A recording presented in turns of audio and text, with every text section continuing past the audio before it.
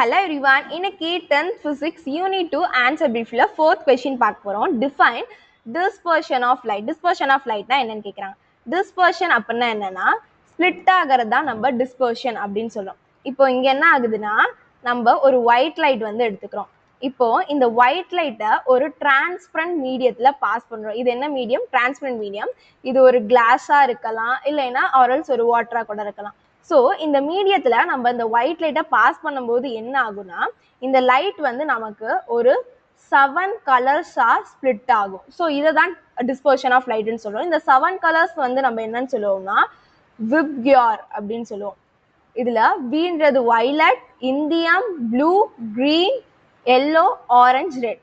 So இந்த 7 கலர்ஸாக தான் split ஆகும். ஸோ இது மாதிரி நம்ம ஒரு ஒயிட் லைட்டை ஒரு டிரான்ஸ்பரண்ட் மீடியத்தில் பாஸ் பண்ணோம்னா அது 7 கலர்ஸாக நமக்கு ஸ்ப்ளிட் ஆகும். இதுதான் நம்ம டிஸ்பர்ஷன் ஆஃப் லைட்னு சொல்கிறோம். தேங்க்யூ.